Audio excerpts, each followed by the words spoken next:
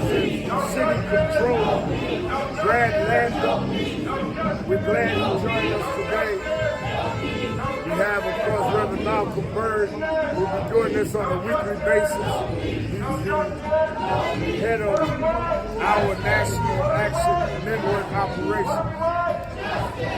The proprietor of this business has said that the only way to solve the problem of trauma in other places is to kill DEI, and is asked for the entire board to resign.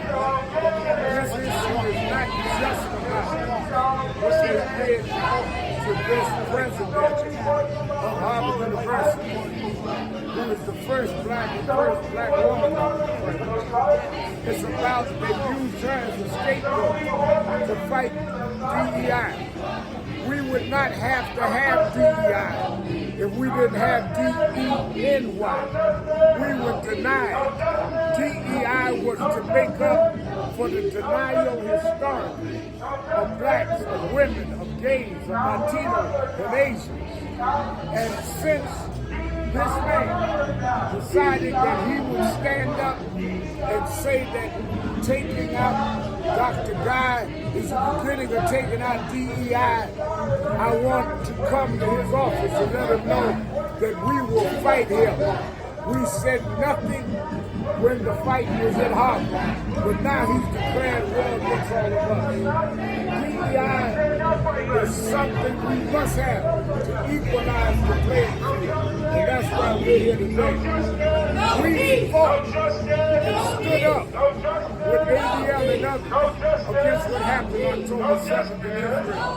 This is not about anti-Semitism, so why are you now making it about hatred by coming at DEI? Thank you, Reverend Sharpton. I'm Brad Lander. I'm the New York City Controller. I'm a proud Jewish New Yorker. For what it's worth, I'm the highest ranking Jew in New York City government. What I know for certain is this: the way that we'll defeat anti-Semitism is by joining together in struggle with leaders for diversity and inclusion, not by fomenting disingenuous attacks against leaders who are working for diversity and inclusion. It really is that simple. You know, in a week and a half, we'll observe Martin Luther King Day, and a lot of Jews will celebrate those photos of Rabbi Heschel and Dr. King marching together.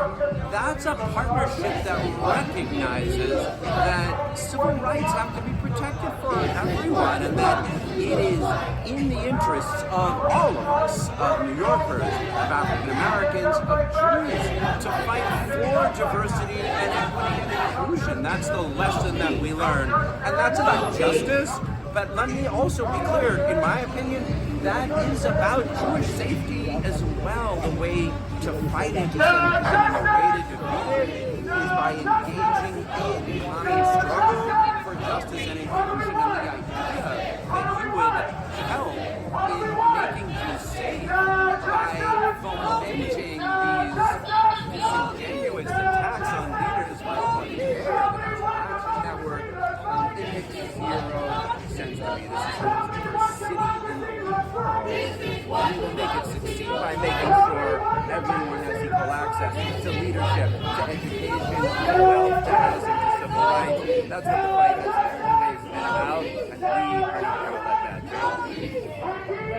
Plagiarism defiable? We are not defending any of it. I don't know. I think the Harvard board that agreed with should have the answer that we're about when they said that this is about DEI. And that's what we're here. What does race have to do with the firing of the vice president? Again, we're here because we said that DEI must go. We're here to say DEI is something that we cannot stand to say. I got one for you. You know what Jesse Waters does every weekend? He watches Politics Nation with Al Sharpton. Do you think he does? Do you watch Jesse Waters' program, Reverend Sharpton? Are you a big fan? Americans need to be heard too. American voices are relevant at this time. have some things that I prepared I'd like to show you guys. First of all,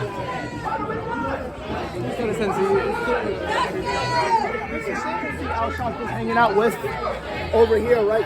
You can see hanging out with TD Jakes. Look at all the cameras going away, right? You have TD Jakes. You see them here with Puff Daddy. Dude, you're doing the most amazing Now, thing. the thing that this is some of the longest wrongful incarcerated men in New York State history.